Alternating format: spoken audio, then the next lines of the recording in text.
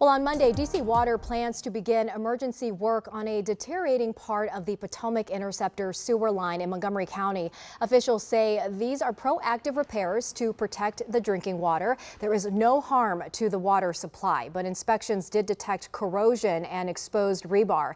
As you may recall, earlier this year, a failure of the Potomac Interceptor spilled millions of gallons of wastewater into the Potomac. No drinking water was impacted then.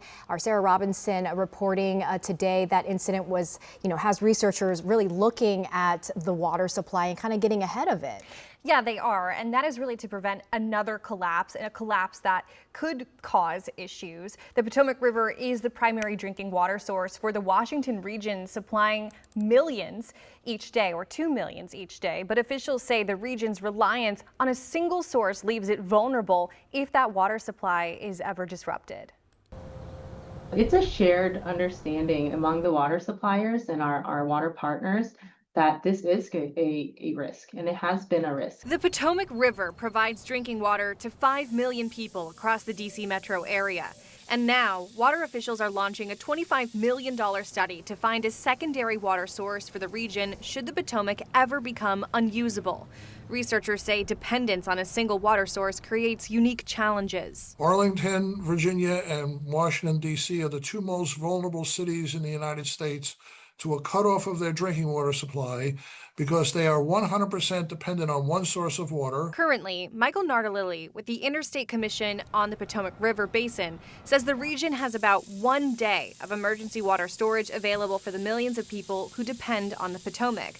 Officials say that leaves the area vulnerable to both accidental and intentional contamination events. I think the Potomac Interceptor really had a silver lining in that it showed just how vulnerable the area is to a cutoff of its drinking water supply. To address that risk, WSSC Water, Fairfax Water, and the U.S. Army Corps of Engineers have partnered on the study.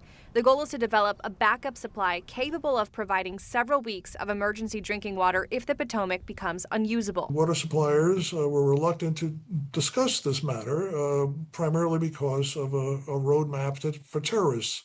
However, we realized that we couldn't keep this under a bushel basket. We had to share this information. Luckily, January's interceptor collapse, which spilled 250 million gallons of sewage into the Potomac River, had no effect on the water supply. But officials say the incident served as a reminder of how quickly a different emergency could threaten access to clean drinking water. In this type of large-scale solution, regional collaboration is really key to the success of bringing it forward. It's important to note that researchers expect to present their recommendations to Congress in the coming years as they seek federal funding for the project. D.C. Water says they look forward to working with their regional partners to further enhance water resilience, pending the outcome of this study. Annie. Sarah, I think what might strike some people is that in your report, we learned 5 million people are being served right across D.C., Maryland, Virginia.